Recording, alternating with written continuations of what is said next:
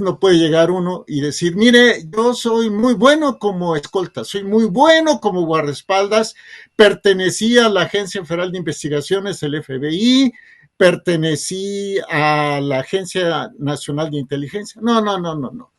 De entrada, para que te contraten en el servicio secreto, debiste estar antes. Que está revelando que lo tuvo en la mira por 3 minutos y el servicio secreto no se mueve si por el audífono no le dicen elimínalo o no dispares, ¿no? Alto, no dispares. ¿Qué quiere decir? Que lo peor de lo peor gobierna a los Estados Unidos. Qué raro. Hubo una dirigencia religioso-política que comenzó a tramar la construcción de un tercer templo. ¿Eso va a pasar si gana Trump o si gana Biden? Sí o sí, ¿quién gane? No, Elvis Presley. Y sus movimientos eróticos, muy marcadamente eróticos, con ramificaciones a Europa del Este a través de Rusia. Aliado de los aliados, y que luego lo hicieron refugiarse en la isla de Formosa, hoy Taiwán. Va a estar con nosotros Jorge Santa Cruz, el maestro Jorge Santa Cruz, y yo le voy a preguntar algo que yo todavía no puedo entender ni comprender. Y me imagino que tú que nos ves en cualquier parte del mundo tampoco lo puedes entender ni comprender. A ver, cuando Donald Trump mandó matar al general Soleimani, de manera incluso pública, porque salió en la Casa Blanca diciendo yo di la orden y lo fulminaron con un dron, es el general más importante de las operaciones especiales en el exterior y el más querido y el más famoso en Irán en el 2020. Lo agarraron en una operación en Irak, bajándose del avión, y ahí un dron de Estados Unidos lo fulminó, y entonces el gobierno de Irán, la inteligencia de Irán, las milicias de Irán, el ejército de Irán, las fuerzas revolucionarias, el cuerpo de guardianes de la Revolución Islámica de Irán, juraron matar a Donald Trump, juraron la venganza. Han pasado años y no han podido. Supongo que han tenido muchos intentos, pero bueno, pues también el servicio secreto de los Estados Unidos está bien preparado y me imagino que han protegido a Donald Trump, y por si fuera poco, pues está también el FBI, y por si fuera poco, están las policías locales de donde va circulando Donald Trump, y por si fuera poco, hay además la seguridad privada que paga Donald Trump directamente a sus guardaespaldas. Entonces, ¿cómo es posible que un chamaco, un chaval, un muchacho de 20 años se sube a un tejado y estuvo a punto por medio segundo o una décima de segundo, como ya lo explicaba en otro programa, o menos de un centímetro, porque si Donald Trump hubiera movido la cabeza así, o una fracción de segundo antes o después, pues le hubiera explotado el cerebro? ¿Cómo es posible? Todavía no lo puedo comprender. Soy Roberto de la Madrid y esto es Detrás de la Razón. Comenzamos.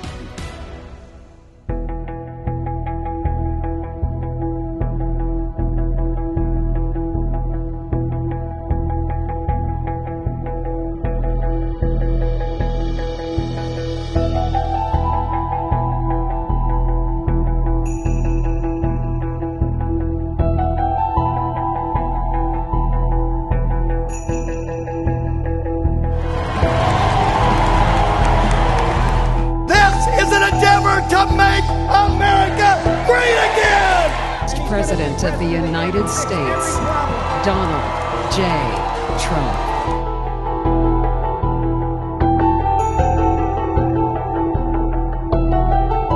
Great state of Nevada proudly casts all of its 26 votes for President Donald J. Trump.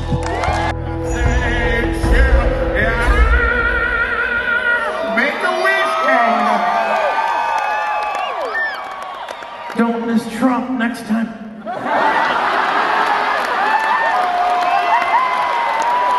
Thank you. We love you, kids. Happy birthday, dear Kyle.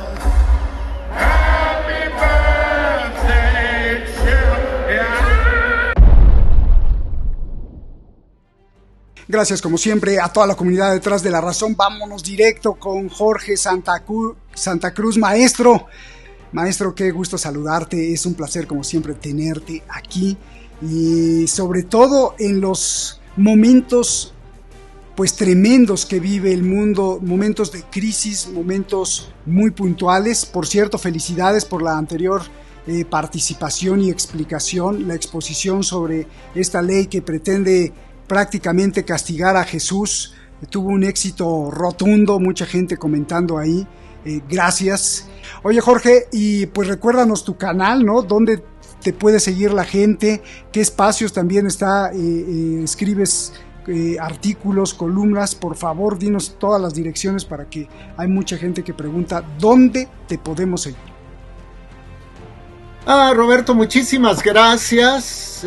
Mi canal de YouTube es un canal modesto que sin embargo tuvo muchos más suscriptores a partir de que tú me hiciste el favor de mencionarlo en un programa anterior.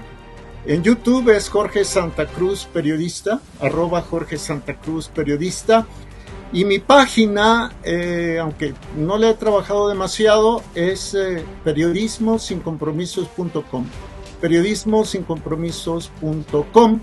Por razones de trabajo y de salud tuve que ausentarme de otras tribunas, sobre todo en el extranjero, pero trato de por lo menos contribuir en mi canal de YouTube, y que es tu canal, que es el de ustedes, es su canal, como tú lo dices, mi querido Roberto, y en periodismosincompromisos.com, así, www.periodismosincompromisos.com. Gracias. Y ahora pues te molestamos porque queremos saber tus reflexiones, tus investigaciones, tus conclusiones, tus argumentos, cómo entiendes todo esto. Y si quieres y si me lo permites, pues con la pregunta inicial que ya te hice, se la hice al público y también te la hice a ti, la escuchaste. No puedo entender que un chamaco, un chaval, un muchacho de 20 años se suba a un tejado y tenga en la mira a Trump y estuvo prácticamente a punto de matarlo, si no es porque la bala pues se disparó antes o después, o pasó un centímetro antes o después, pero si no las cosas hubieran volado en pedazos. ¿Cómo lo entiendes tú, por favor? Querido Roberto, muchas gracias por la oportunidad de estar contigo, con Shadi, con el equipo y por supuesto con la muy amplia audiencia de Detrás de la Razón. Es una pregunta bastante complicada, pero bueno, déjame agregar antes, siempre es un honor estar en Detrás de la Razón contigo y con todo el equipo. Es una pregunta muy complicada, querido Roberto, pero primero, trataré de responder como es posible. A ver, primero, falló el dispositivo de seguridad en torno a Donald Trump. Eso es incuestionable. Hablemos de los agentes que lo custodiaban muy cerca, los agentes del Servicio Secreto de los Estados Unidos, que son de lo más selecto. Abro paréntesis. Roberto, tú lo sabes, no puede llegar uno y decir, mire, yo soy muy bueno como escolta, soy muy bueno como guardaespaldas, pertenecí a la Agencia Federal de Investigaciones, el FBI, pertenecí a la Agencia Nacional de Inteligencia. No. De entrada, para que te contraten en el servicio secreto, debiste estar antes en el Servicio de Seguridad del Departamento del Tesoro. Ya ves que el Departamento del Tesoro es el que investiga a todos dentro y fuera. Entonces, no es tan fácil. Bueno, segundo, decíamos que falló el equipo de seguridad que rodeaba a Donald Trump en el círculo cercano, en el círculo intermedio y en el círculo más alejado. Y tu servidor lo probará. Consultando a expertos en este tipo de cuestiones, nos han dicho lo siguiente: cuando ocurre un atentado contra el principal, así se le denomina, lo primero que se tiene que hacer es minimizar la amenaza, tirarlo al piso y protegerlo. Me podrás decir, Sí, sí lo hicieron. Sí, pero el protocolo aquí en España, en Estados Unidos o en China indica que ya que minimizaste o redujiste al máximo la amenaza, lo tienes que evacuar de manera segura. A ver, eh, todo el mundo se dio cuenta de cómo el servicio secreto no solo permitió, sí, lo puso a ras de suelo, lo empujaron al suelo. Sí, de acuerdo. Pero lo que pasó, Trump, corpulento, impredecible, enojado, asustado, lo que sea, se levanta y conmina a luchar. Y luego se lo llevan, forcejeando, se lo llevan, lo sacan del template y se lo llevan. Si hubiera otro tirador, 3 o 4 o 5 más, eso hubiera sido para ellos una oportunidad de acabar no solo con Trump, sino con los que lo rodeaban, ¿no? Entonces falló el dispositivo de seguridad cercano. Qué raro, pudiéramos decir. ¿A un servidor le parece raro? Sí, aunque si no hubiera sido Trump, hubiera sido otra persona, pero ya si hay oportunidad lo expondré, querido Roberto. 2. Debes asegurar como servicio secreto, como policía del condado, como policía del estado, como fuerzas federales, debes asegurar que en todas las azoteas con capacidad de que haya capacidad de fuego en contra del principal, no esté nadie. Y resulta que es hora de que allí en Butler, en el lugar de los hechos, o de que las autoridades del estado o que las autoridades federales dijeran, no, es que no me toca a mí. Bueno, si no te toca a ti, ¿a quién le toca? Se descuidó entonces la seguridad del presidente Trump.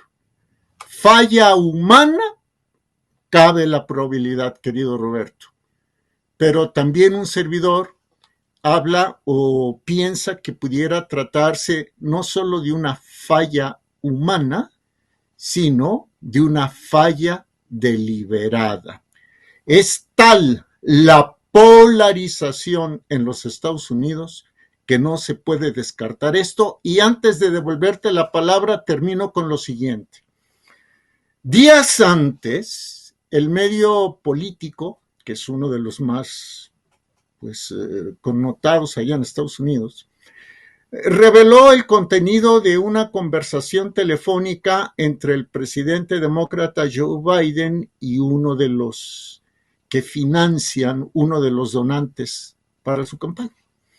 Y entonces le dijo Biden a su interlocutor, a quien le está pidiendo dinero, entre paréntesis, nótese el poder que tienen quienes financian campañas, ¿no? Que te consultan. Bueno, le pregunta, mejor dicho, le exige Joe Biden al financiero, al financista o al donador, ya basta de hablar del debate, debemos poner a Trump en la diana, o sea, en el centro de la mirilla. Luego explicó hace pocas horas Biden que bueno, se trató de una expresión coloquial, pero lo que él quiso decir es, vamos a poner a Trump en la mira de cómo lo podemos destruir desde el punto de vista electoral. Entonces, pues tanto Biden como Trump están expuestos a eso por la gran polarización que hay allí en los Estados Unidos, querido Roberto. Gracias por esta explicación para abrir boca, y justamente yo quiero preguntarte acerca de eso. En 4chan, esta publicación creo que ya no se encuentra, esa que estamos viendo ahí. Esta publicación, quisiera preguntarte tu opinión. Esta publicación se regó así como si fuera un polvorín, como pólvora. Se publicó no solo esta, sino a través también de X, antes Twitter. en donde hay un tal Willis, creo que ahí dice, soy Jonathan Willis y soy el famoso oficial de la foto. Este es el francotirador supuestamente del servicio secreto que está revelando que lo tuvo en la mira por 3 minutos y el servicio secreto no se mueve si por el audífono no le dicen elimínalo o no dispares, ¿no? Alto, no dispares. Entonces, pues esto, si fuera verdad, sería pues el acabose. ¿Cuál es tu opinión de esto? Nosotros investigamos y resulta ser que no hay ningún tal Jonathan Willis ni en las fuerzas especiales, ni en el FBI, ni en el servicio secreto. Pero bueno, eso dicen los funcionarios de esas instituciones, que no existe tal. 2, probablemente también, si es que existe este tan Willis, pues el agente a lo mejor le dio mucho miedo y no va a decir su nombre, se pone Juan Ramírez y o Jonathan Willis, y luego pues explica lo que pasó, ¿no? Y no puede ser imputable porque pues si le llaman la atención decir pues yo no lo puse, ¿no? A solo que después veamos que ese oficial pues desaparece porque sería el único que sabría que tenía la orden de no disparar a pesar de tenerlo en la mira por 3 minutos. Y tercero, y también lo más probable, es que todo esto sea un fake news pagado por la propaganda contraria o pagado por una propaganda ni siquiera contraria, sino una propaganda que quiera aún más desestabilizar Estados Unidos, como Estados Unidos hace en otros países, o como el propio Estados Unidos podría hacer. ¿Qué opinión te merece esto? Porque esto que te estoy preguntando provoca un fenómeno aún mucho más grande que la propia muerte de Trump, si es que hubiera pasado. Provoca que se muevan sentimientos de una nación e incluso a nivel internacional.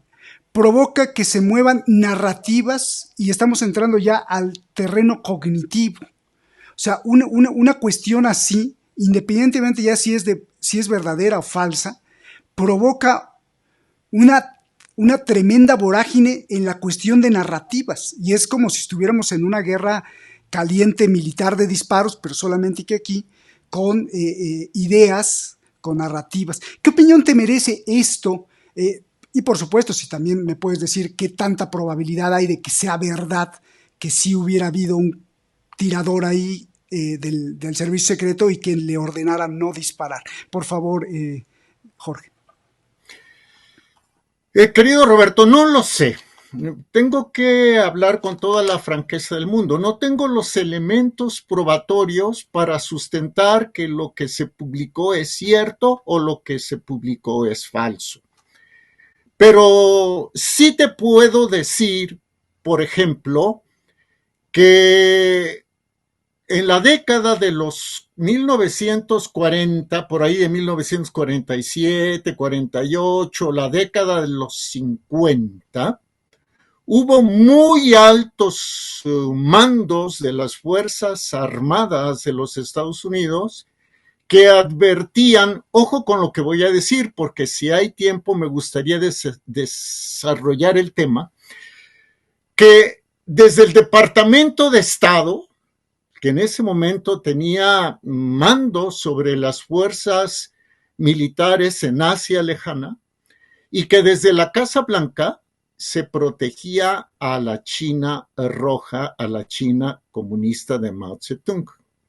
O sea, de que hay aparentes negligencias, de que las ha habido, las ha habido. Es más, ya es del conocimiento público, me voy a ir todavía un poquito más atrás, que el presidente Franklin Delano Roosevelt, así se llamaba Franklin Delano Roosevelt, estaba al tanto, es más, propició que el Mikado, que el Japón imperial, atacara a su base naval en Pearl Harbor, muy lejos del territorio de los Estados Unidos. Como también se sabe que el 11 de septiembre de 2001 fue un montaje. Nunca se ven, por ejemplo, restos de avión que hayan chocado contra el edificio del Pentágono. Pero bueno, cierro el paréntesis es probable que efectivamente se hayan percatado de la presencia de este joven de apellidos Matthew Crooks y que no hiciera nada. Pero lo que no es probable, sino que está reconocido por las autoridades, es que recibieron llamadas en el sentido de que un sospechoso caminaba en el anillo externo del círculo de seguridad en torno a Donald Trump y luego de que se iba a subir a la azotea de ese inmueble, ¿no? Los elementos del servicio secreto y los elementos de la policía estatal y la policía municipal supieron y lo dejaron caminar, lo dejaron avanzar y lo dejaron subirse. Eso es absolutamente cierto. La pregunta, insisto, es ¿una falla humana o una falla deliberada? Ahora, querido Roberto, efectivamente, Donald Trump estuvo a punto de morir. Si el viento hubiera soplado a menor intensidad, quizás la trayectoria de la bala hubiera sido diferente, porque a tu servidor le explicaban expertos en este tipo de cuestiones que no solo se trata de subir a una azotea y no solo se trata de apuntar con una mirilla telescópica, de cerrar un ojito, abrir el otro, sino que se trata de saber las condiciones del calor o del frío, de la velocidad del viento, de la trayectoria del viento. O sea, no nada más es llego, me subo, me monto y ¡pum! Disparo. No. Un tirador, un asesino, perdón que lo diga así, un asesino profesional toma en cuenta estos y otros factores. Ahora, aparentemente, Crooks tenía ciertas nociones, porque si no, pues la bala no le hubiera llegado a la oreja. Ahora hablan de un orejicidio de Trump, lo hacen en tono burlón, ¿no? Yo no lo hago así, simplemente consigno lo que se está diciendo. Pero de que tiene intenciones de matar, las tenía. Y tan es así que una persona del público murió, y tan es así que 2 están gravemente lesionadas. Pero, querido Roberto, si me permites, me voy a lo que tu servidor considera el nudo del asunto. ¿Pudo haber sido Trump o pudo haber sido otro que esté en el lugar de Trump en esta coyuntura histórica? A ver, esto desde mi muy personal punto de vista, como hipótesis de trabajo, tiene que ver con el parto del modelo bipolar. ¿Qué es lo que se ve? ¿Qué es lo que se aprecia en el ámbito geopolítico? Que el eje del mundo se está moviendo de Estados Unidos a China. Y que estos movimientos, querido Roberto, no son de 1 a 5 años, no son de 5 a 10 o 20 años, sino que son a largo plazo, 50 o más años. En mis cavilaciones, en mis reflexiones, con las cuales mucha gente estará en desacuerdo y está bien, es su derecho, solo les ruego investigar. Solo les ruego corroborar que lo que diga Jorge es cierto o que lo que diga Jorge es mentira y que lo denuncien en tu programa. Ahí están los mensajes, etc. Querido Roberto, esto viene de muy lejos. Me atrevo a decir que desde antes de la era cristiana. Y me voy a referir a unas élites muy concretas, no a 2, a varias, muy concretas, que han trabajado primero en lo religioso y luego en lo político, diplomático y militar, y que ahora lo hacen de manera integral. Cuando en el año 70 fue destruido el segundo templo de Jerusalén, el templo de Salomón, déjame pongo en el centro, ahí, el templo de Salomón, entonces hubo una dirigencia religioso-política que comenzó a tramar la construcción de un tercer templo y la destrucción de las fuerzas que habían destruido al templo. No prosperaron, se llegó al año 313, cuando el emperador de Roma, que había sido el imperio secular que destruyó al templo, al Estado judío, y en el 313 Constantino reconoce a la religión cristiana, y a pesar de persecuciones, de martirios, de torturas, en fin, la religión cristiana logra establecerse precisamente en Roma, porque Roma era el centro neurálgico desde el cual se podría expandir a todo el orbe conocido. Y entonces, esta conspiración que venía de siglos atrás, por lo menos si fue en el 70, 170, 270, 2 siglos y medio, comienza a conspirar contra la religión que acusó a la otra religión de haber asesinado al Mesías. ¿Sí? Eso lo platicamos grosso modo en el programa anterior. Desde la mitad de la Edad Media hasta el final de la Edad Media, la religión católica se mantiene como la religión predominante, y entonces, pues la religión judía se tuvo que ver relegada. Hay que decirlo, ¿no? Así fue. Pero ¿qué pasa en el año de 1492, cuando ya la humanidad, por lo menos occidental, transita de la Edad Media al Renacimiento? Cuando ya el hombre empieza a cuestionar no solo lo político, sino también lo religioso. ¿Qué pasa en el año de 1492? Que a pesar de todo, España se constituye, ya no Roma como tal, sino España se constituye como una gran potencia católica.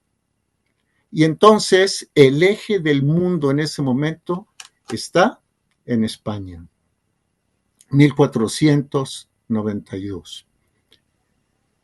Avanzamos a los tiempos y en el año de 1717, perdóname si me alargo, tú córtame cuando quieras.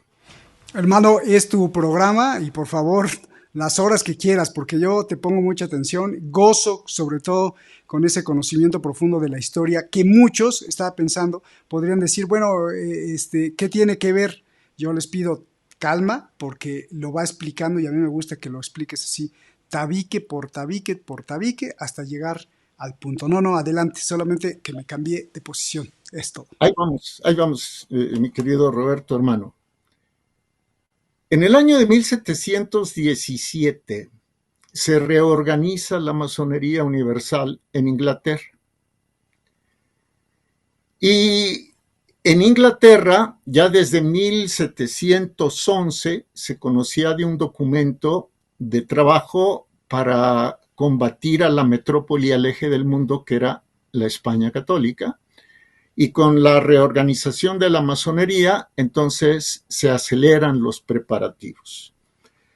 Entonces, en 1717, comienzan a preparar el cambio de eje mundial para moverlo a Londres primero y a Estados Unidos después. Ay, ¿cómo, Jorge? ¿Cómo puede ser?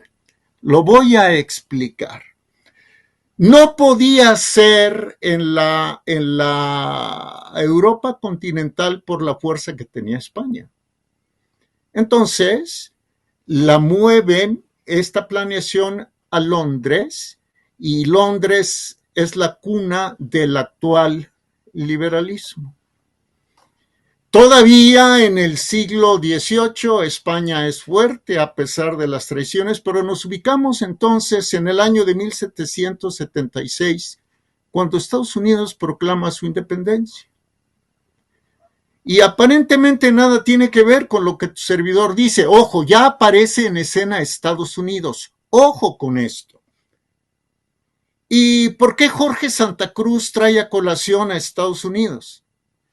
Porque con la independencia de Estados Unidos, el liberalismo tiene entonces dos potencias, una marítima una marítima internacional consolidada, Inglaterra, y otra potencia en ciernes, Estados Unidos. ¿Y cuál era el enemigo natural para ellos? El eje del mundo. ¿Y cuál era el eje del mundo? La España católica. De tal suerte que se coaligan Londres y Estados Unidos para combatir en el siglo XIX ya no a la potencia católica española de ultramar, porque España venía en declive. Pero ¿en dónde estaba la fuerza de la corona española? En América Latina. Bueno, en América. Y así podemos explicarnos el por qué la coincidencia de los movimientos independentistas tanto de México como de otras naciones. Porque la fuerza del catolicismo español ya no estaba en España, estaba en América. Bien, en el siglo XIX, el Reino Unido se mantiene como una potencia marítima mundial y comienza a crecer su hijita, la potencia de los Estados Unidos. Y entonces, el 6 de diciembre de 1823, el presidente James Monroe, en un mensaje al Congreso, habla de su famosa doctrina de que nadie se puede meter al continente americano. Y el objetivo era desterrar todo vestigio de catolicismo. La doctrina Monroe se traduce en el destino manifiesto. Sufrimos las consecuencias del destino manifiesto y finalmente Estados Unidos irrumpe como una potencia continental global en el año de 1898, cuando echan de Cuba a la última guarnición española. Entonces, España ya no era factor. América, las potencias de México, los países de México en adelante tampoco eran potencia, estaban divididos, desangrados por las guerras de independencia y se quedan dos potencias a nivel global. Una en la isla donde está la Gran Bretaña y la otra en Estados Unidos. Francia comienza a debilitarse, tiene sus altibajos, ya ves. Napoleón, que crece con la Revolución Masónica Francesa, luego cae, sube, regresa, pero Francia empieza a decaer. Y en el último cuarto del siglo XIX, querido Roberto, el último cuarto del siglo XIX,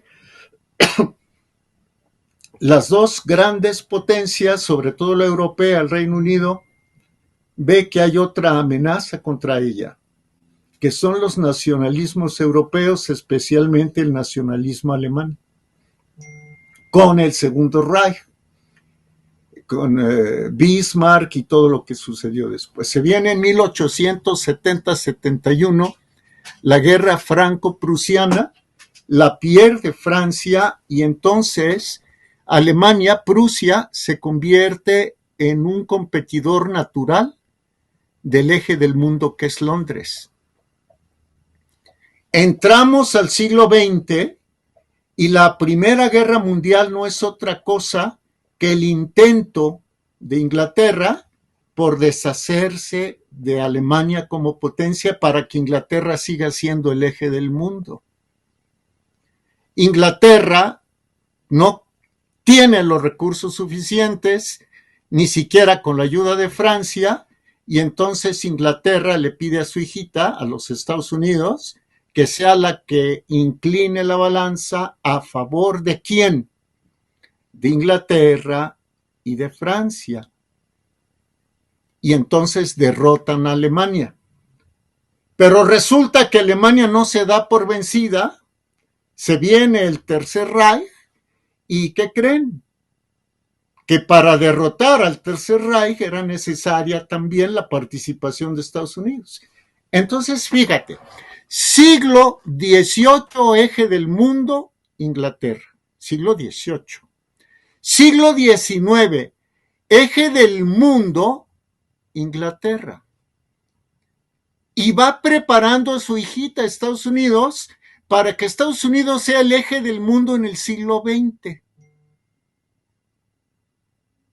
Pero curiosamente, inexplicablemente, termina la guerra, derrotan al Tercer Reich, derrotan a las fuerzas nacionalsocialistas, etc. Y Estados Unidos, que no había sido tocado en su territorio, que estaba intacto, que sus pérdidas habían sido mínimas en comparación con los demás, comienza a declinar. Corea, Vietnam, etcétera. Y dices, pero ¿cómo? En el año de 1971, en el año del 71, Kissinger, que era el secretario de Estado, prepara el viaje de Nixon a China. Y en sus memorias, aquí están, es un tabique de este tamaño, aquí. En la página...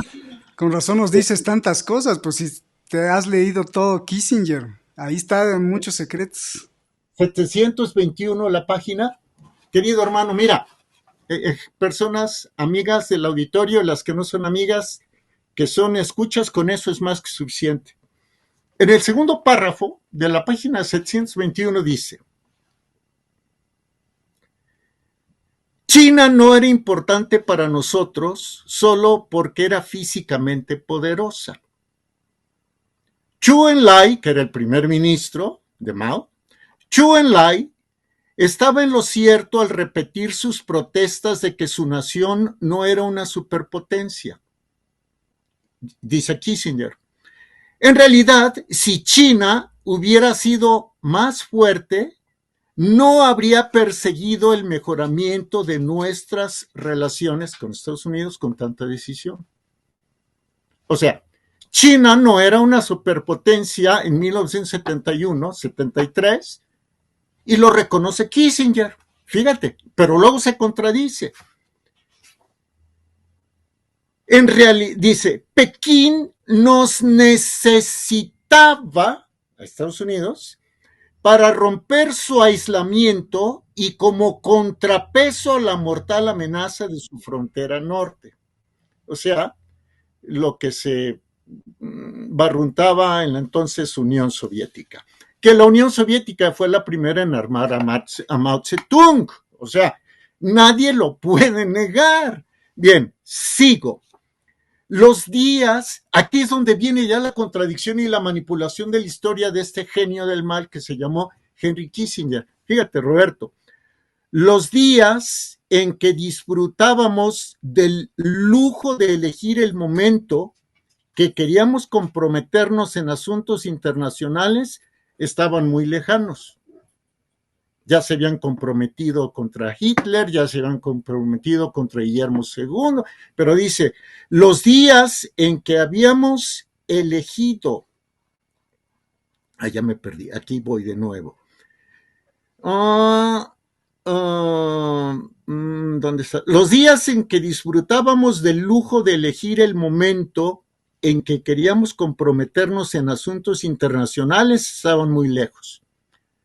Como si nunca les hubiera interesado meterse en la vida de los otros países, ¿verdad? Sigo. Ahora nos encontrábamos permanentemente comprometidos, pero no de manera tan predominante como antes. O sea, antes no estaban muy comprometidos con la vida externa de los pueblos. Y sigo, aquí viene la carnita. Teníamos que tener en cuenta otros centros de poder y buscar el equilibrio entre ellos. Tener en cuenta otros centros de poder. Cuando Estados Unidos seguía siendo la superpotencia, aunque ya la Unión Soviética le competía a nivel nuclear. Lo que no dicen los soviéticos es que los Rosenberg y otros le pasaron secretos atómicos de Estados Unidos a ellos. Pero bueno, sigo. La iniciativa de China también mejoró la perspectiva de nuestra política nacional. Estoy hablando de 1971, en plena debacle de los Estados Unidos en Vietnam, donde hubo muchos generales que se quejaron de que no les dejaron vencer al Vietcong. Pero bueno, muchos generales norteamericanos. Sigo. Hacía que Indochina, o sea, Vietnam, fíjate lo que dice, hacía que Indochina se redujera a su dimensión real, una pequeña península en un gran continente. O sea, no se preocupen, norteamericanos. Indochina, o sea, Vietnam, pues es una partecita del Gran Asia. Lo importante es que ya tenemos relación con China, ¿sí? La espectacularidad de nuestra actitud suavizó en los norteamericanos el dolor que inevitablemente acompañaría a nuestro retiro del sudeste asiático. O sea, cambiaron Vietnam por decir, mira, ya China no va a ser bronca para nosotros. Así, literalmente. Proporcionó asimismo cierto equilibrio en la percepción de nuestros amigos de todo el mundo. O sea, sacrificaron a Vietnam. Lo está diciendo Kissinger. Bueno, querido Roberto, ¿y esto qué tiene que ver con Trump? Siglo XVIII. Bueno, siglo XVI, eje del mundo, España católica. Siglo XVII, eje del mundo, la Iberoamérica católica. Siglo XVIII, eje del mundo, competencia formal entre Reino Unido, talmúdico, y la civilización cristiana extendida a donde no se ponía el sol. Si se metía en España, salía en Filipinas. Siglo XIX, eje del mundo, Londres, y empieza a gestarse el embrión de Washington. Siglo XX, eje del mundo, Washington. Siglo XXI. Ahí te va lo que dijo Trump hace unos, bueno, no lo voy a poder repetir literalmente, pero lo declaró a la agencia Bloomberg Business Week. Quizás Shadi lo pueda encontrar. Y que conste que no nos pusimos de acuerdo. Donald Trump concedió una entrevista a Bloomberg Business Week y dijo lo siguiente: Taiwán tiene que pagar por nuestra protección. No somos diferentes a una compañía de seguros. Taiwán nos queda a más de 15,000 kilómetros. China está a 100 kilómetros. Entonces, si Taiwán, que nos robó nuestra tecnología de semiconductores, quiere que la protejamos, que pague. Con eso le está diciendo a Taiwán, ¿sabes qué? Es hora de que comiences a pensar en negociar con China. Por lo menos así lo ve tu servidor. Y aquí, querido Roberto, entra la hipótesis de Jorge Santa Cruz de que Trump está consciente o quizás también trabaja para que el eje del mundo se pase de Washington a Pekín. Trump se ha quejado de robo de propiedad industrial, de secretos, etcétera, y es probable que sí. Pero China, y lo hemos dicho aquí, no se puede entender sin el apoyo de los supracapitales sionistas estadounidenses. Quienes hicieron fuerte a China fueron esas empresas. Kissinger les abrió la puerta. Ahora, si quieres, con esto te devuelvo la palabra y más adelante te hablaré de cómo China, cómo Taiwán fue traicionada desde los muy altos mandos de Estados Unidos a favor de China. Pero siento que ya hablé demasiado, entonces te devuelvo la palabra, querido Roberto. No, que no se te olvide eso que nos vas a contar más adelante, que no se te olvide. Me parece, pues, monstruoso ver cómo desde hace mucho tiempo hay una planificación y cómo los mapas van cambiando de acuerdo a los intereses y cómo se van adaptando esos intereses a la reacción de los pueblos y cómo todo lleva un proyecto. Al contrario de muchos que dicen que no, que todo esto es como espontáneo, que es una lucha de otra forma. Antes de que nos cuentes o nos debas eso que nos tienes que contar, que eso nos va a capitular todo lo que has estado explicando,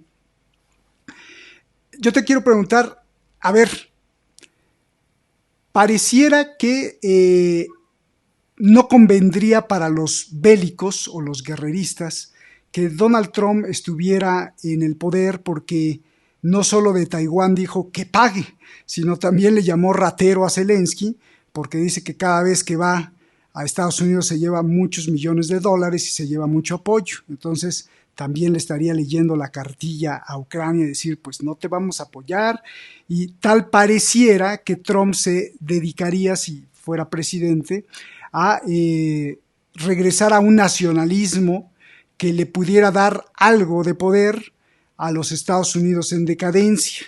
Y esto significa que también tendría que ser muy violento contra los migrantes, violento contra México, violento contra todas las patentes que él dice se han robado, violento contra muchas cosas, pero no a favor de las guerras inventadas por los lobbies de las armas, porque los lobbies de las armas les encanta andar inventando guerras para generar dinero.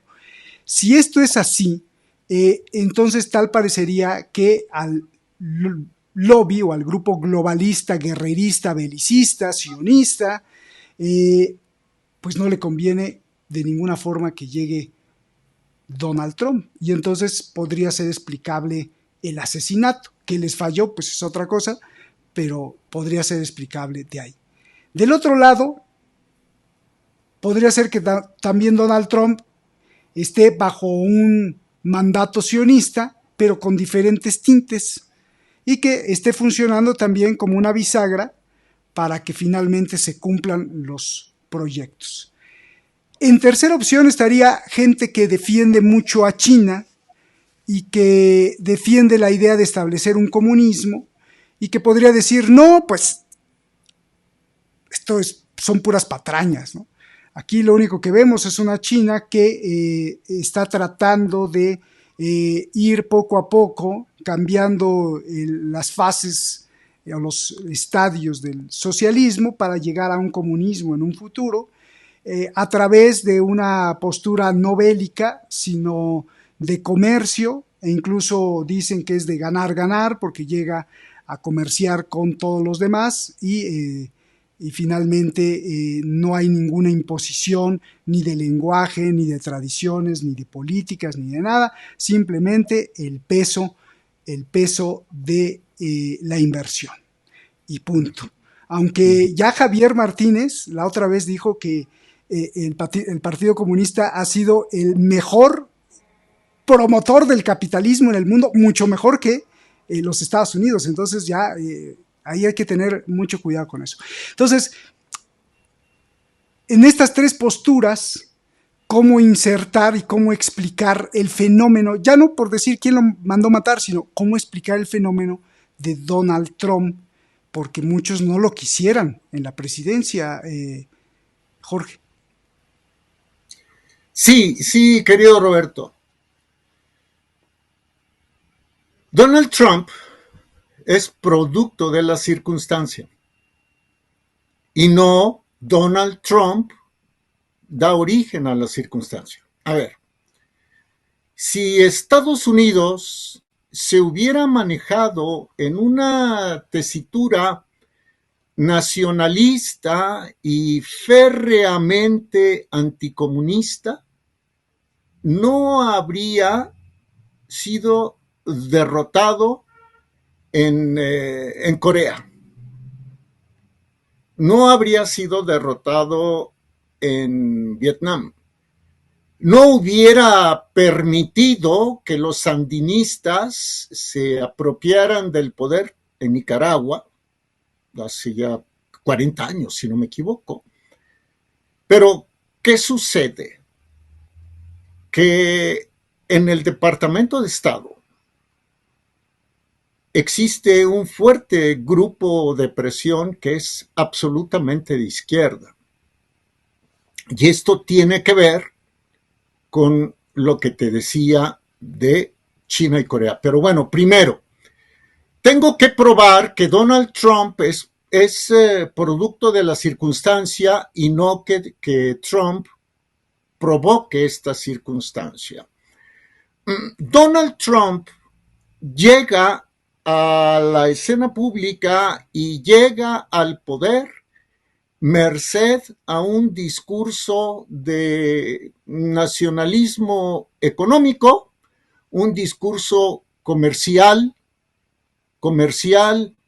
antichino, y aprovecha la emergencia sanitaria, que ya sabemos cuál es, para distribuir apoyos y con eso consolidar su imagen, lo cual no le bastó. Vamos.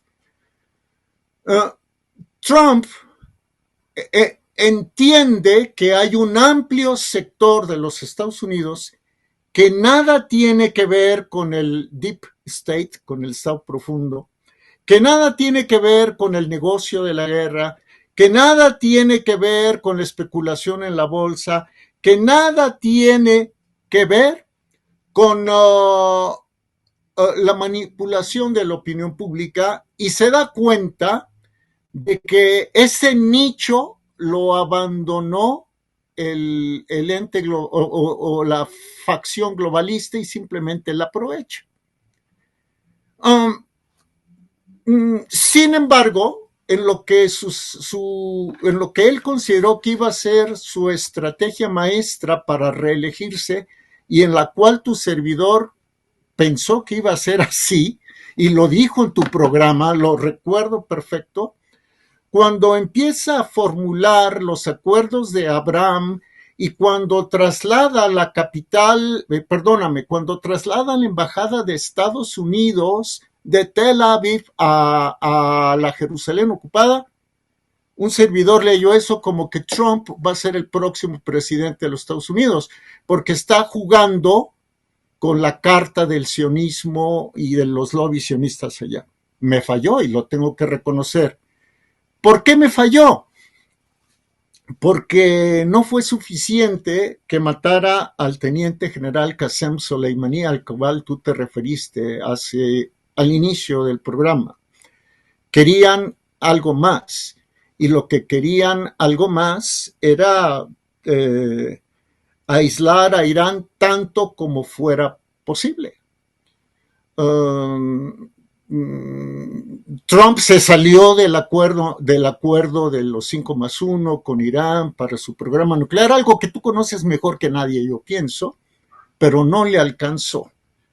¿Por qué no le alcanzó? Porque era necesaria la reactivación de la guerra caliente. Y para que la reactivación de la guerra caliente, y ahora voy otra vez a eso, Para que la reactivación de la Guerra Caliente se volviera un hecho, se necesitaba pues un problema mayúsculo, y ese problema mayúsculo se los proporcionó el presidente Putin, que yo tampoco pensé, y lo dije en tu programa, recuerdo con Francisco Sequera, que dijimos, ¿y dónde están los tanques, no? ¿Dónde están los tanques soviéticos? Pues no sé, los soviéticos rusos no se veían. A ver, no le voy a dar tantas vueltas. Trump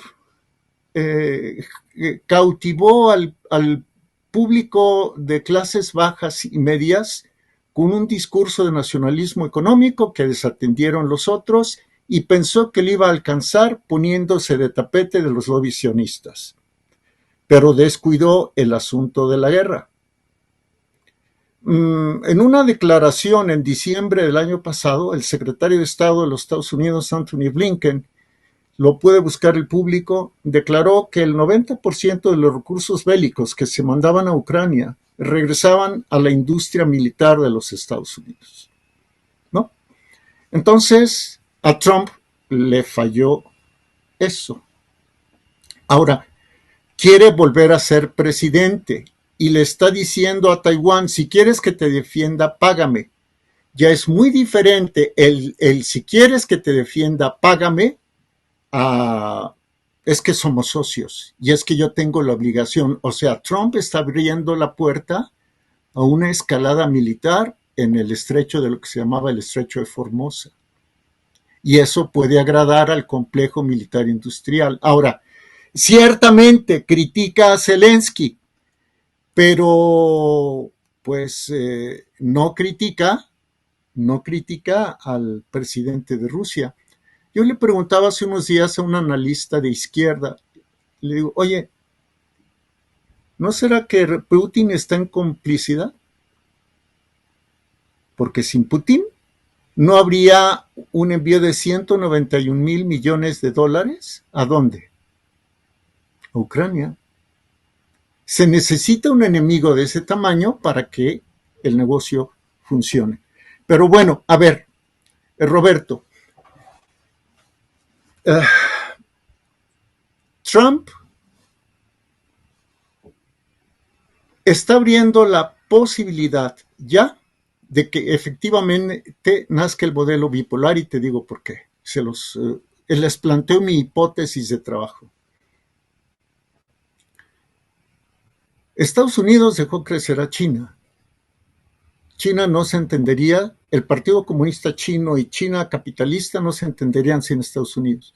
Sin los Rothschild también. Habría que investigar cuántas, ¿cómo se llaman, Roberto, los de oro? ¿Cuántas? Centenarios. Bueno, esas lingotes de oro han mandado a los Rothschild a China. Bueno, Roberto, ¿qué se ve? ¿Qué se vislumbra? ¿Un Estados Unidos fuerte a nivel global o un Estados Unidos fuerte a nivel de América? Lo dijo aquí Biden con López Obrador. No, y López Obrador también le contestó, no se necesita importar nada más allá del Pacífico, en América está todo. Yo creo que la apuesta es América para los americanos.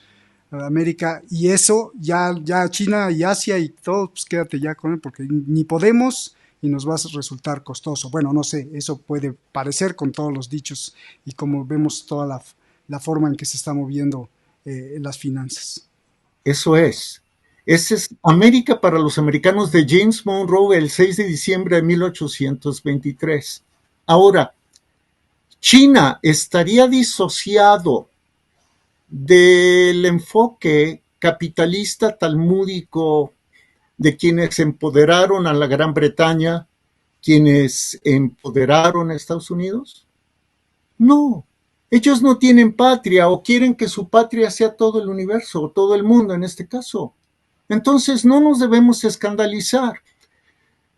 ¿Quiénes han provocado?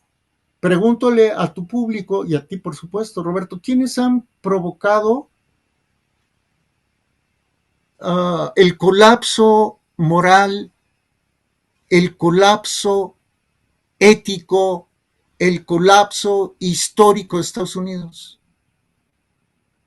el gran pueblo de los Estados Unidos, muchos de los cuales son supremacistas, sí, pero ¿quiénes llevan? ¿Quiénes han propiciado que los partidos republicano y demócrata sean tan fuertes que minimicen la fuerza del Estado en Estados Unidos, mientras que Putin tiene un Estado cada vez más fuerte y Xi tiene un Estado cada vez más fuerte? O sea, esa es la realidad. En Estados Unidos hay cada vez menos gobierno y en Rusia y en China hay cada vez más gobierno. ¿A quién les conviene eso? ¿Al granjero pequeño de los Estados Unidos? ¿Al obrero promedio de los Estados Unidos? Hoy mismo el presidente Trump ya libró una acusación de manejo indebido, de haber retenido documentos clasificados luego de que dejó de ser presidente.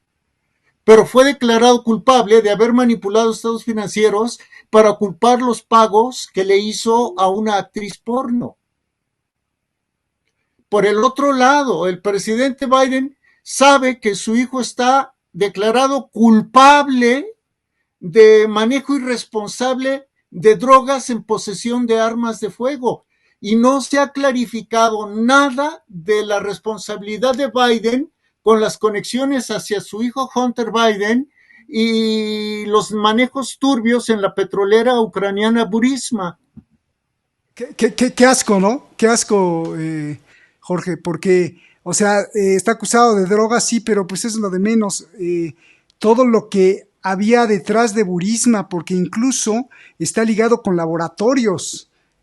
Hunter Biden está ligado con laboratorios de biotecnología allá en Ucrania y hacía mucho más negocios, no solo los gasísticos, y aprovechaba todas las palancas y todo el poder de su papá, vicepresidente en ese entonces, y el poder que tenía de los Estados Unidos para hacer muchísimas cosas en Ucrania que dañaron al pueblo ucraniano, que dañaban la ética humana, que dañaban muchas cosas, y de eso calladitos, ¿verdad? ¡Qué asco!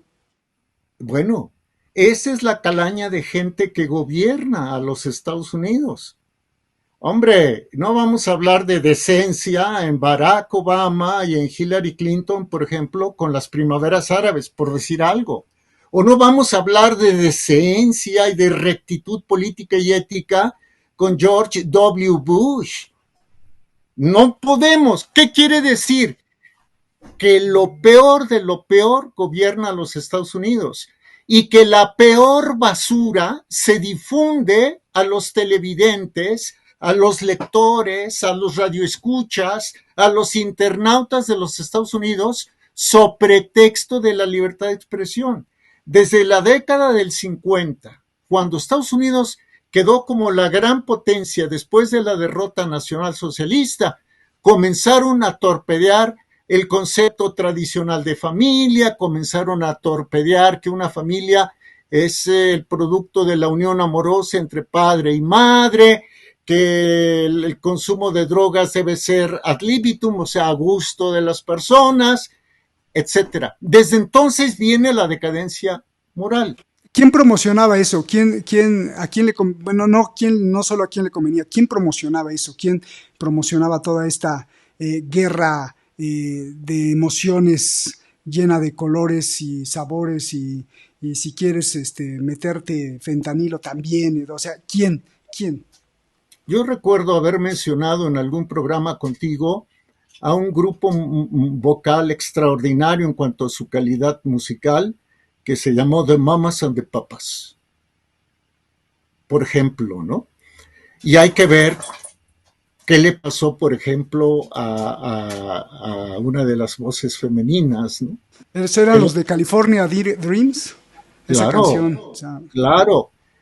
Te hablo de qué imagen transmitían, por ejemplo, los Creedence Clearwater Revival, o qué imagen transmitían desde la otra parte del mundo, desde el Reino Unido, qué imagen transmitían los Beatles en su segunda faceta, cuando se hablaba de paz y amor, etcétera. Veamos los videos de cómo se presentaban los artistas. Esto comienza, tú me dices con quién. ¿Con quién comienza? Yo te puedo mencionar muy claramente a uno de los pioneros que se llamó Elvis Presley y sus movimientos eróticos, muy marcadamente eróticos. Puedo hablarte también de artistas como La respuesta está en el viento, bueno, esa la cantaban Peter, Paul y Mary, etcétera. Veamos las películas de los años 60, Roberto. Veamos Al maestro con cariño, por ejemplo. Veamos el manejo de los desnudos, veamos el manejo de la sexualidad humana, y todo eso se dio desde los principios de los 60 para acá. Te lo voy a preguntar así directo, es una agenda sionista, ¿verdad? Sí, claro. ¿Por qué? Porque la agenda cristiana se sustenta en los valores de la ley natural. Y el hablar de que cada quien tiene derecho a la identidad sexual que guste, pues es una verdadera barrabasada, ¿no? Somos hombre y mujer, no hay de otra.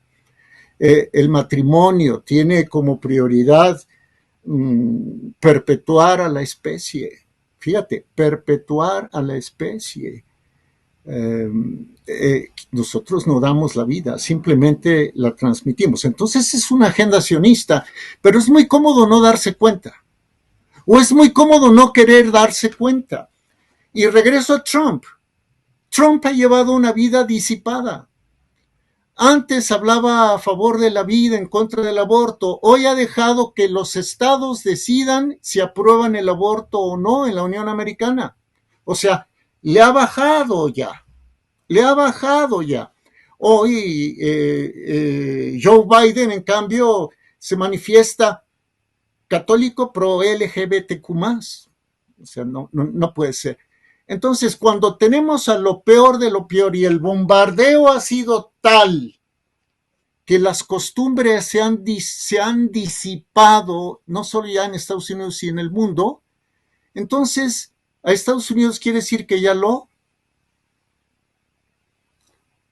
exprimieron y que ahora, y regreso a mi planteamiento inicial, cuando aquellos que en el año 70 plantearon la diáspora para la recuperación del poder, querido Roberto, no solo hablaban del poder en términos religiosos, de vengar la afrenta que les hicieron los paganos de aquel tiempo, y luego los cristianos que proclamamos como Dios a Jesucristo. No solo era entonces el poder político, y no solo era el poder religioso, sino también un poder financiero, explotar a los que no son como ellos, un poder comercial, un poder militar, que en síntesis ratifique su supremacía. ¿Cómo lograr esa supremacía, querido Roberto? Aquí ya viene, creo, el meollo de todo este asunto.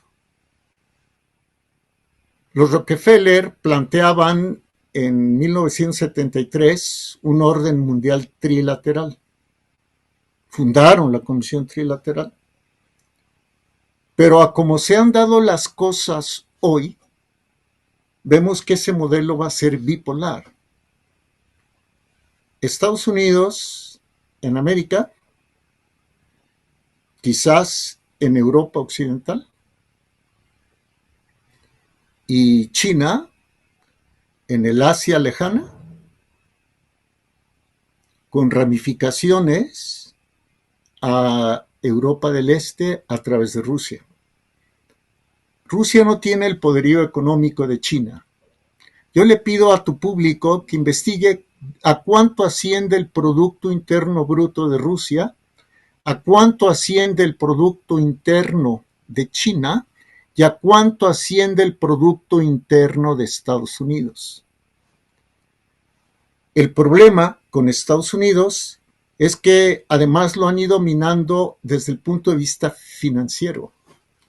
Yo le pido a tu público que indague quiénes son en este momento los mayores poseedores de deuda de los Estados Unidos. Entre ellos va a estar Japón y entre ellos va a estar China. Pero Japón empieza a aliarse con China vía a través de un gran acuerdo comercial de Asia y Corea del Sur también.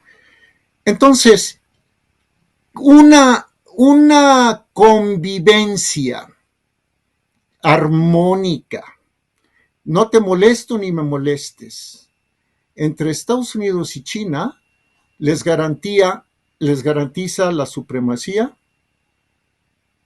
económica, financiera, comercial y, ¿por qué no decirlo?, política, teniendo a Rusia como el vigilante de China en Europa Occidental y teniendo a Estados Unidos como vigilante de la Europa Occidental. ¿Eso va a pasar si gana Trump o si gana Biden? ¿Sí o sí quien gane? ¿O ese es el proyecto? No, ese es el proyecto. Trump es parte de Trump es parte de la circunstancia. O sea, si no es Trump, va a ser otro. Pero ya Trump entró a la esfera de que, oye, Taiwán, eso es muy claro. Si quieres que te proteja, págame. Yo soy tu compañía de seguros. Y yo le pido a tu público, nada más, Roberto, que investigue quiénes dejaron en el poder a Mao, cuyo heredero ahora es Xi. Y se van a sorprender.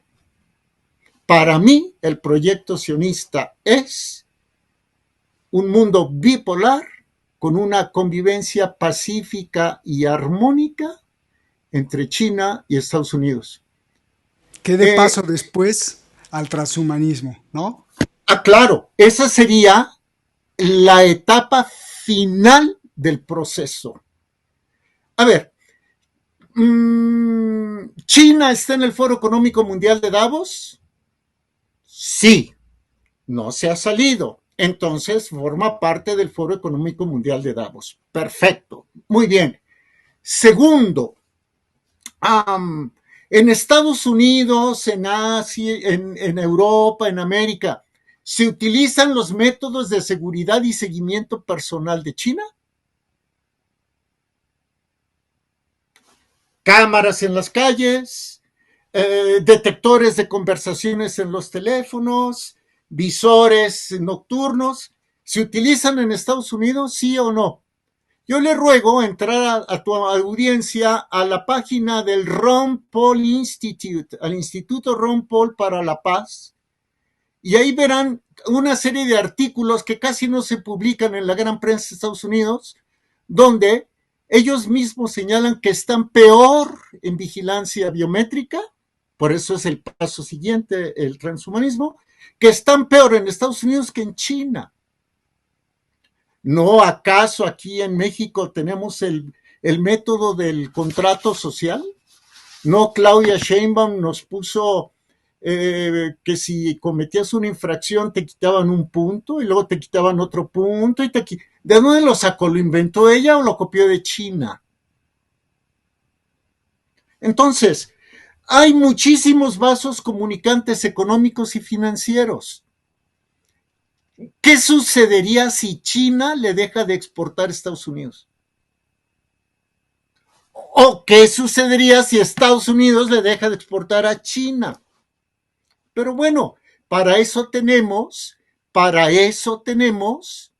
las declaraciones públicas, ¿no? Es como en la lucha libre, siempre, ya ves que lo digo. Si ya se sabe quién va a ganar. Pero yo te reto a una pelea de máscara contra cabellera, porque aquí fue un robo. Están coaligados. Y los pobres, y lo digo literalmente, los pobres cristianos estamos entretenidos con la Copa América, con la Eurocopa, con los Juegos Olímpicos, con los influencers, etcétera, etcétera, etcétera. Muchas veces nos pasan la realidad por aquí. No, es que no checa, es que un comunista no puede ser procapitalista. Que lo vean en China y que nos digan, eh, compras productos de Vietnam. Bueno, compras marcas gringas, ¿no? Marcas de juguetes, por ejemplo. Y esto es hecho en Estados Unidos. No. Made in Vietnam. Made in China. Nos tienen así. Hoy creo que hablé diferente, querido Roberto. Nos tienen así y ni cuenta nos damos. Me gusta, pues muchas gracias Jorge. Oye, ese pedacito, si lo gustas cerrar, que te dije, no se te olvide, porque dijiste más adelante voy a hablarlo, por favor, porque antes de... Yo sé que también tienes No. una agenda apretada, perdón por estarte quitando el tiempo. Es para mí un honor, un privilegio, querido hermano, un placer. Por favor, anoten simplemente lo siguiente.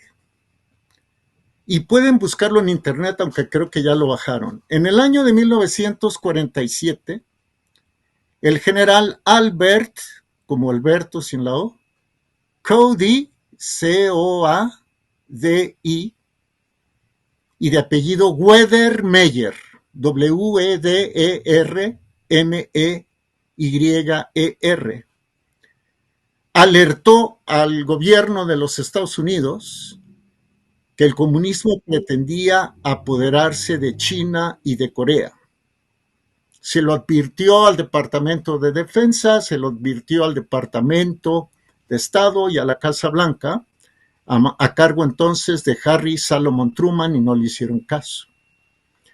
Por aquel año, 1947, el general John R. Hodge, H-O-D-G-E, comandante de las tropas de Estados Unidos en Corea, Corea era una sola, advirtió que Mao Zedong estaba entrenando a 500,000 de soldados chinos para enviarlos a Corea.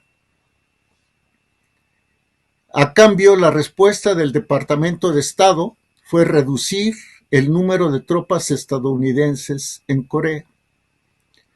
Con esto quiero decir que desde 1947 se empezó a preparar por parte del Estado profundo, inmiscuido tanto entre los republicanos o invertebrado tanto en los republicanos como en los demócratas, la creación del nuevo eje de poder para el siglo XXI.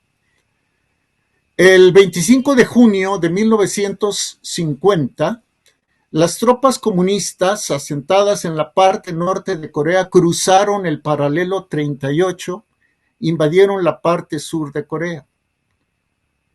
Un general muy famoso, Douglas MacArthur, vencedor de Japón, denunció que le habían ordenado, fíjate Roberto, MacArthur denuncia que le ordenaron abstenerse de atacar las bases comunistas ubicadas al norte del río Yalu, y también le ordenaron que rechazara la ayuda de 33,000 tropas que le ofrecía Chiang Kai-shek, el que llegó a ser el gran general Chiang Kai-shek, aliado de los aliados, y que luego lo hicieron refugiarse en la isla de Formosa, hoy Taiwán.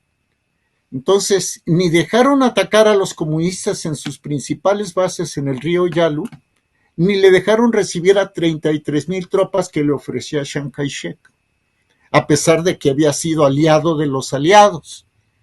Bien, el general MacArthur escribió, estará en sus memorias, lo siguiente: una limitación tal sobre la utilización de la fuerza militar disponible para repeler el ataque del enemigo no ha tenido precedente ni en nuestra historia ni en la del mundo.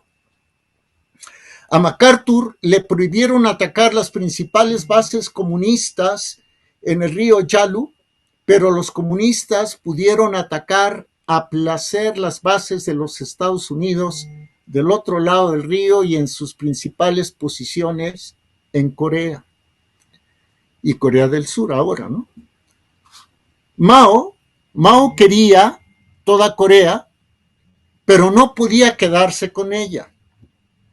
¿Y por qué Mao no podía quedarse con toda Corea? Porque el general Chiang Kai-shek, que estaba refugiado en Formosa, hoy Taiwán, todavía tenía a 1.250.000 milicianos en el territorio continental chino. Entonces, con sus guerrillas, acosaba a las fuerzas de Mao y Mao no podía mandar soldados a Corea por estar repeliendo los ataques de Chiang Kai-shek. Entonces, ¿qué hizo Harry Salomon Truman, presidente talmúdico? Bueno, Harry Salomon Truman ordenó a la séptima flota de los Estados Unidos que se interpusiera entre Formosa y China continental. Mandó a los barcos a que se pusieran en medio y dijo oficialmente, ojo con las versiones oficiales. El gobierno de Truman dijo, pongo mis barcos para que China no ataque a Formosa. Hoy China es una potencia muchísimo más grande que entonces y no lo ha hecho. Cuando en realidad lo que hizo fue poner a los barcos para que Chiang Kai-shek ya no pudiera mandar pertrechos, víveres, etcétera, a sus 1.250.000 guerrilleros que atacaban a las fuerzas de Mao. ¿Me explico, no? Bueno, cuando se viene el bloqueo, Mao Zedong, querido Roberto, se quedó con las manos libres y ¿qué crees que hizo?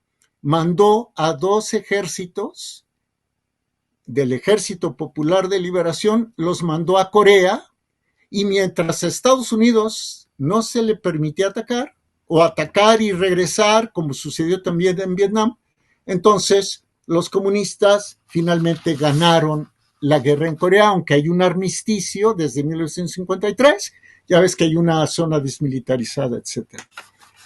Te voy a referir, y con esto prácticamente concluyo, y una cita del general MacArthur, un escrito del general John Beatty, B-E-A-T-Y, jefe de la sección de investigaciones históricas del Ejército de los Estados Unidos, John Beatty. Sobre esto que acabo de explicar, el general Beatty dijo, así, nuestra política exterior en el estrecho de Formosa, o sea, el bloqueo ordenado por Truman, fue el instrumento para precipitar el ataque chino comunista sobre nosotros cuando la victoria en Corea estaba en un puño. Y siguió, así era la situación cuando los chinos comunistas cruzaron la ribera del Yalu en noviembre de 1950. Y fíjate cómo lo dice John Beatty, quien fue jefe de la sección de investigaciones históricas del Ejército de los Estados Unidos. Así era la situación cuando los chinos comunistas cruzaron la ribera del Yalu en noviembre de 1950. Nosotros virtualmente les habíamos dado los suministros de guerra al impedir la interferencia de Chiang Kai-shek a sus importaciones de materias estratégicas. Nosotros habíamos liberado por lo menos 2 de los ejércitos de Mao para que pudieran atacarnos al atacar los ataques de Chiang contra ellos.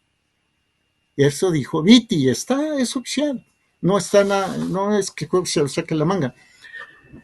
Y el 17 de febrero de 1956, con esto concluyo, querido Roberto, el general Douglas MacArthur, muy famoso, escribió lo siguiente porque lo destituyeron.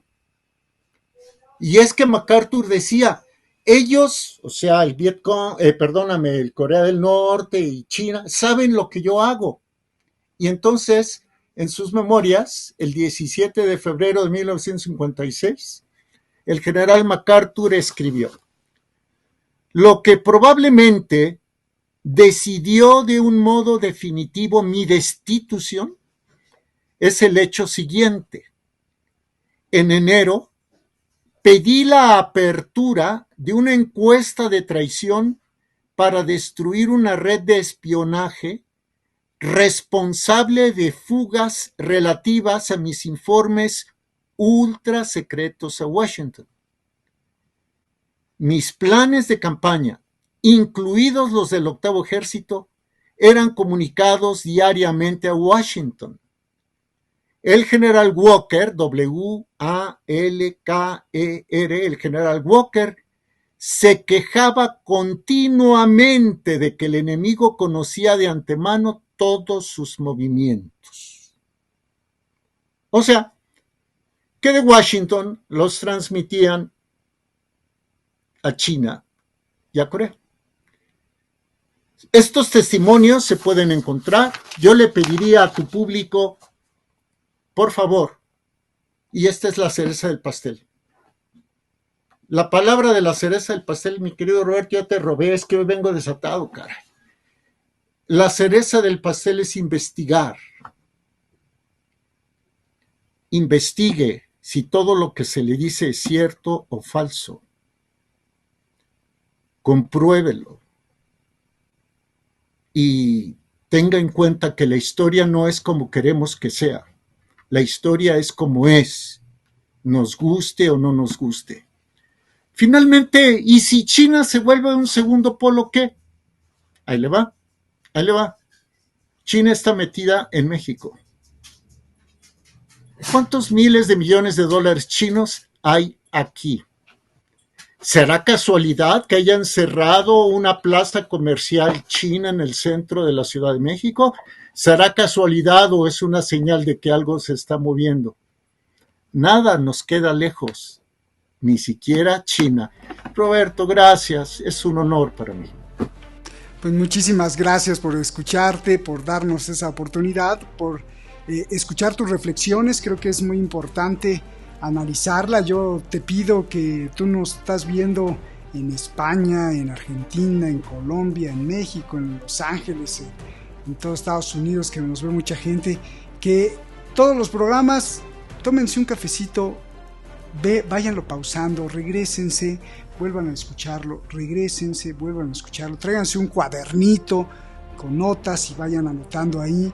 Y luego, como dice Jorge, pues no nos crean, no me crean a mí, no le crean a Jorge, no le crean a todos los que participan en este programa. Investíguenlo y concaténenlo, hagan una especie de colegio, de colegiar, de comparar, de analizar y saquen las propias conclusiones. Pero aquí no puede negar que es un gran detonador, un gran resorte, un gran gatillo para que resuenen las campanas de la conciencia, Jorge. Muchísimas gracias. Pastel, este estuvo mejor. Las campanas de la conciencia en Detrás de la Razón. ¿Qué tal, Gracias, hermano. Te agradezco a Shadi, al equipo, a la audiencia, y pues solo me queda decir que efectivamente es lo que yo hago. Lo pongo, no café porque no puedo, escucho, comparo, en ocasiones veo que estoy en un error, en ocasiones veo que estoy en lo correcto, me da mucho gusto, pero finalmente de lo que tratamos, de lo que todos tratamos a través tuyo, a través de Shadi, a través del programa, es de que tengamos personas bien informadas, que por lo menos sepan que cuando les pase algo, tengan clara la causa de por qué les está pasando. Muchísimas gracias. Gracias, Jorge, por tus palabras. Gracias, muchos saludos a tu familia, a tus alumnos. Muchas gracias. Sí, muchas gracias de verdad por darnos este espacio. Y tendremos todo en cuenta, todo lo que has dicho seguramente. Y gracias a ti que nos ves en cualquier parte del mundo, por pertenecer a la conciencia que se genera en Detrás de la Razón. Ojo, la conciencia que se genera, y el generador de conciencia son todos ustedes, con sus diferentes versiones, sabores, colores. Muchas gracias, nos vemos hasta la próxima.